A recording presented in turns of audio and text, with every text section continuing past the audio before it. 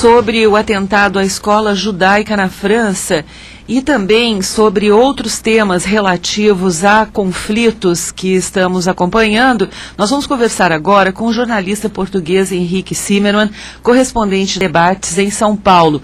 Ele tem experiência em cobertura dos conflitos no Oriente Médio e recentemente esteve em base militar de Israel, produzindo uma reportagem especial sobre os perigos de uma possível guerra entre Irã e Israel com a participação dos Estados Unidos. Boa tarde, Henrique Zimmermann. Boa tarde. Tudo bem? Boa tarde, Helena. Tudo ótimo. Tudo bem? Prazer estar com vocês. Da mesma forma, Henrique, nós estamos também contentes de poder conversar contigo nesse momento em que há toda essa situação a partir desse atentado em Toulouse, na França. Tu que tens essa experiência em conflitos do Oriente Médio e vem falando a respeito de um possível confronto entre Israel e Irã, isso faria parte, vamos dizer assim, dessa estratégia do conflito, na tua opinião, Henrique? Não há dúvida que o ambiente está muito quente em geral, em muitas frentes. Neste momento há muitas possibilidades e muitos possíveis autores de atentados terroristas deste tipo, como este atentado terrível que aconteceu em Toulouse, na França. Ao princípio pensava-se que se tratava de um ataque neonazi, agora a ideia é que se trata de um ativista da Jihad, da Guerra Santa, relacionado de alguma maneira com o grupo Al-Qaeda, que é uma espécie de supermercado de organizações terroristas jihadistas. Parece que o autor do atentado treinou-se no Afeganistão. Quer dizer, há um ambiente neste momento, não faltam pessoas que podem fazer atentados num momento assim. O Irão está por detrás de certos grupos.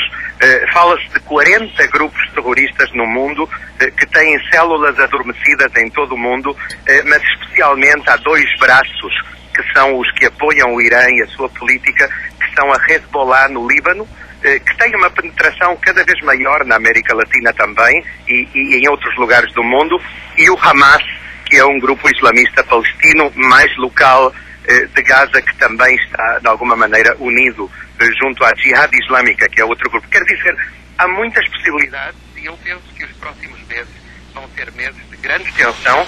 Eu sei que neste momento, Helena e Fernando, há neste momento estado de alerta em muitos lugares, em muitas representações diplomáticas de Israel no mundo e em comunidades judaicas. Não era necessário o atentado de Toulouse para que isso acontecesse, mas não há dúvida que isso incrementou ainda mais a preocupação. Pois é, eu gostaria que tu nos explicasse isso melhor, porque esse assassino que cometeu esse atentado em Toulouse, então ele é ligado à organização dos salafistas, pelo menos é isso que foi divulgado, que são aqueles que aplicam a Sharia, que é a lei islâmica. Seria isso, Henrique? É o que se pensa, mas eu penso que exatamente quem é o autor ainda vai demorar tempo. Pode haver ainda certas confusões. O que não há dúvida é que se trata de uma organização islamista radical, provavelmente relacionada com a Al-Qaeda, que está a fazer a sua própria cruzada, relacionada mais ou menos, porque não podemos saber exatamente de quem se trata. Eu penso que neste momento eu sei que há agentes dos serviços de inteligência de Israel que estão na França a colaborar com os serviços secretos franceses para tentar chegar aos autores reais e quem está por detrás de tudo isto, mas é tudo suficiente para que haja um estado de alerta e um estado de muito nervosismo relacionado com o atentado de Toulouse. Pois é que o que chama a atenção é o fato de ter sido numa escola judaica, não é isso? E nós temos visto aí, entre outras, a chacina lá da Noruega, são neonazistas se manifestando e já aparece assim, sem nenhum pudor, Henrique. Tem crescido bastante essa movimentação, vamos dizer, de novos nazistas ou velhos nazistas que estão de novo aflorando com seus ideais? Não há dúvida que eles são uma minoria, mas é uma minoria que está a levantar cabeça na Europa já há anos. Os grupos de extrema-direita estão a ganhar devido à imigração, sobretudo aos problemas da imigração de muçulmanos para a Europa. Hoje em dia há 30 milhões de muçulmanos que chegaram nos últimos anos de diferentes países, desde a Turquia até países do Norte da África e do Oriente Médio, que chegaram à Europa e que são novos imigrantes que se estão a adaptar devido a uma certa um certo racismo por parte destes partidos e uma preocupação pelos problemas de desemprego, agravados ainda pela crise económica tremenda que se vive na Europa neste momento. Tudo isto combinado criou, de alguma maneira, um caldo de cultivo que apoia os grupos de extrema-direita e os grupos neonazis. Os neonazis não desapareceram, eles somente se esconderam nos últimos anos e, de alguma maneira, eu sei, por exemplo, estamos a investigar neste momento uma história de uma reportagem na Áustria, onde descobrimos uma escola muito conhecida e muito prestigiosa, na qual se ensinam valores nazis, ao lado de Viena, por exemplo. E isso acontece em vários lugares, ou seja, que esse fantasma ainda está aí, é uma ameaça, mas eu penso que neste caso em Toulouse não se trata de grupos neonazis, trata-se de grupos islamistas radicais que veem nos objetivos judaicos, israelenses e ocidentais um objetivo. Henrique Zimmermann, é José Fernando que fala, tudo bem? Ótimo, prazer. Henrique, falasse aí do fantasma, né?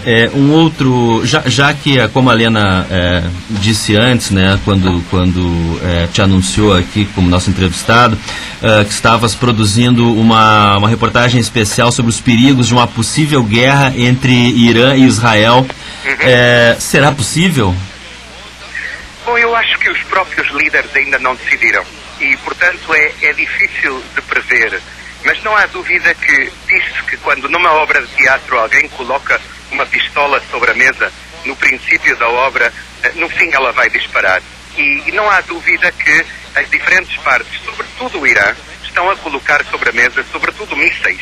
O Irã está a tentar conseguir poder nuclear há já bastantes anos, desde os anos 90, sendo o seu objetivo não só ameaçar Israel ou ameaçar a zona e os poços de petróleo que há no Golfo Pérsico, mas sobretudo assegurar a continuidade do seu regime islamista dos ayatollahs nos próximos 50, 100 anos e fazer que ninguém lhes possa atacar, como aconteceu a Saddam Hussein do Iraque, que foi eliminado pela uma coligação ocidental e, neste caso, sobretudo pelos Estados Unidos e pela Grã-Bretanha.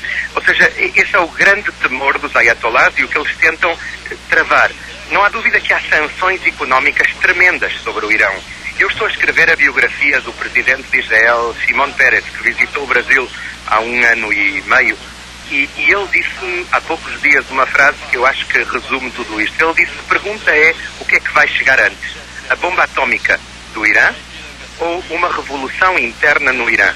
Porque há movimentos neste momento de primavera, como acontece em parte dos países árabes, dentro do próprio Irã.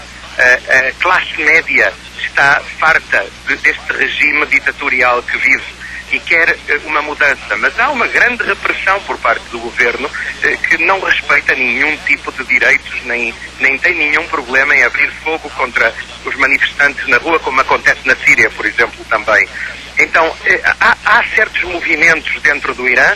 A pergunta realmente é se eles vão conseguir ou não chegar a um poder nuclear.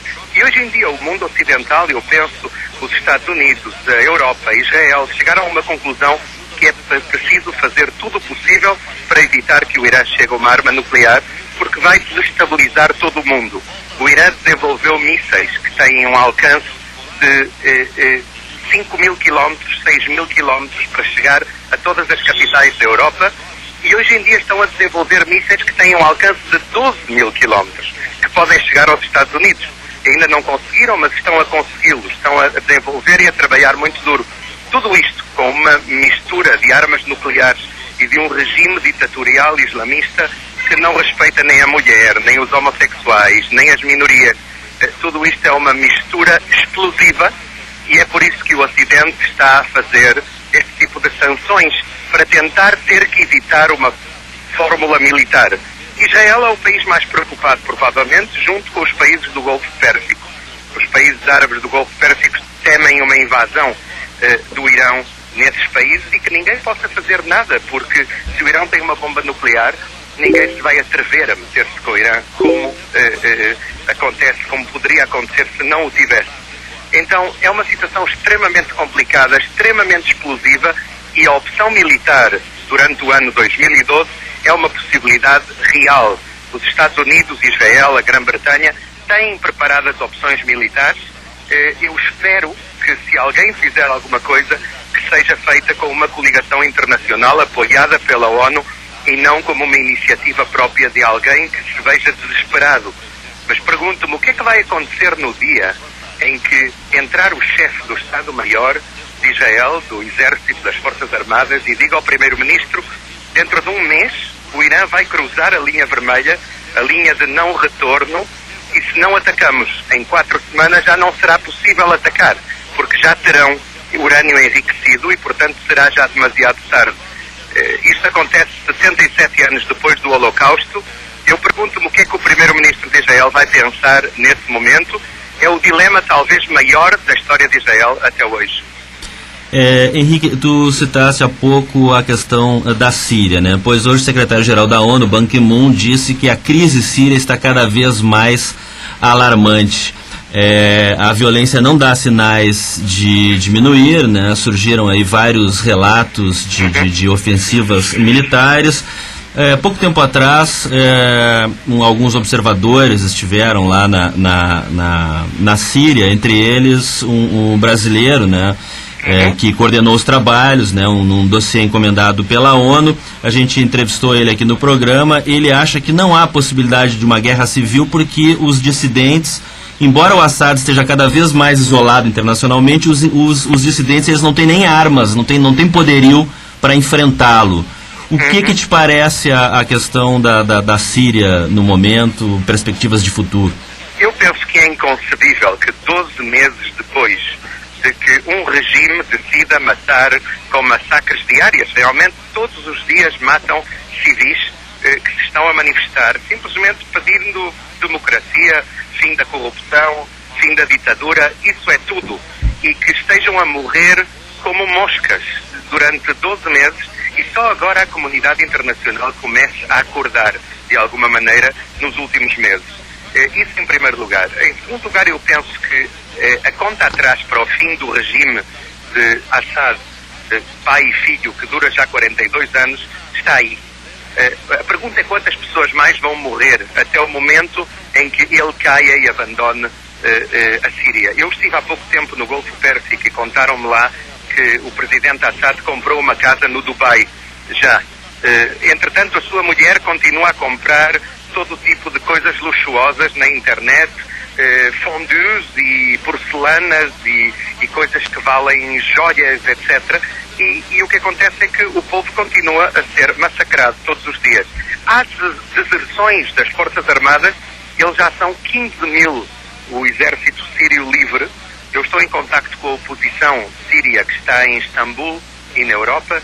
Eles dizem que eles vão ganhar, mas eu pergunto-me se será possível sem uma intervenção internacional. Pois eu penso que tem que haver uma intervenção internacional. Pois é, parece que o Obama tem sido reivindicado a ele que interfira, mas agora é a questão da eleição. Mas teriam tantas coisas para a gente falar, mas para a gente encerrar, Henrique, não posso deixar de te perguntar.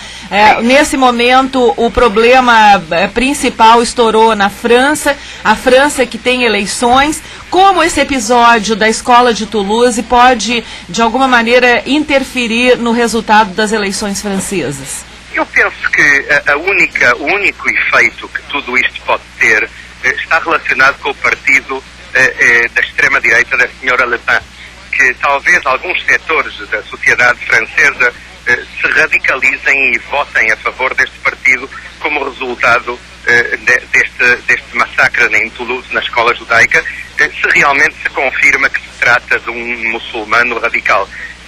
Eu penso que, em geral, a luta contra o terrorismo na Europa, nos Estados Unidos, também na América Latina, é um tema de consenso. Ou seja, que eu não acho que realmente afete nas eleições, mas não há dúvida que é um problema que é preciso tratar com valentia e sem varrer por debaixo da carpete, senão realmente tratar cara a cara, porque disso depende o futuro destas sociedades e, portanto, é vital não evitar e não ser uma avestruz, não se esconder e pensando que não é politicamente correto tratar destes problemas. Todos aqueles que apoiam o terrorismo, todos aqueles que matam civis, têm que ser repudiados da sociedade, sem dúvida alguma. Tá bem. Henrique Zimmermann, muito obrigada pela entrevista. Obrigado a vocês. Até sempre. Até Tchau. sempre. Tchau. Boa tarde. Nós conversamos.